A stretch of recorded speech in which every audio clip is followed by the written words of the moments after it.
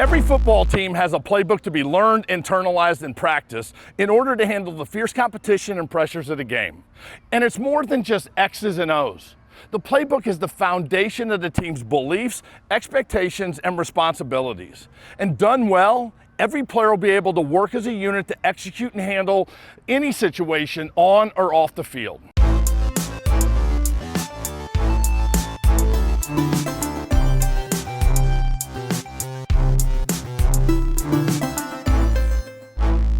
Long-term success on a football field comes down to having great plays structured around repeatable processes with flawless execution, the kind that only comes with practice. It's no different in the car business.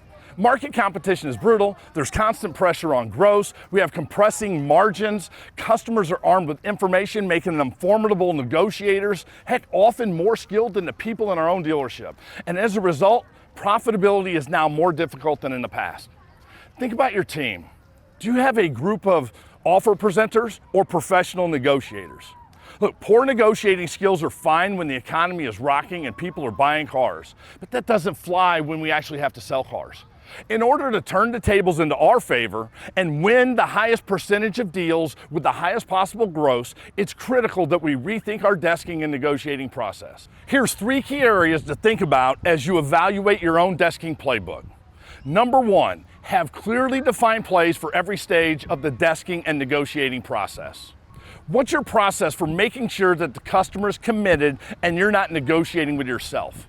Are you just taking the salesperson's word for it, or are you finding out firsthand with a pre-negotiation interview?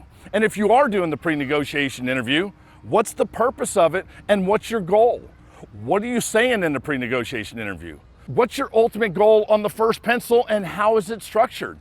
And more importantly, what's the scripts and how do salespeople overcome the objections when they come up? What about the second pencil? Are you just winging it?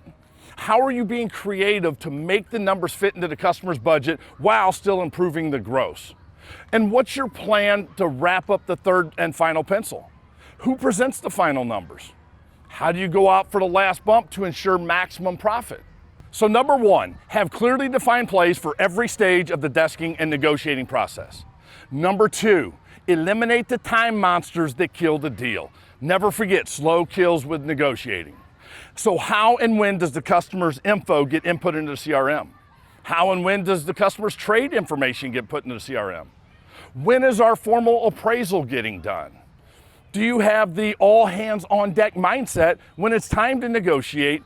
Or do salespeople feel like they're interrupting you and you're too busy to work a deal? So number 1, have a clearly defined plays for every stage of desking and negotiating process. Number 2, eliminate the time monsters that kill the deal. And finally, number 3, have a training and coaching plan so you can practice and develop skills. So what training are you giving your salespeople so they have the knowledge and tools they need to win? What are you doing to practice so their skills become instinct? How often do you video them and use it to improve performance? When and how do you coach your salespeople to set them up for sustainable success? Look, these are just 3 of the key areas that must be considered for your desking playbook. It's time to rethink your process. Today, right now, set a meeting with your management team. Use these questions to get the conversation started and get your playbook right so you can win more deals and hold more gross and have more fun like these kids behind me.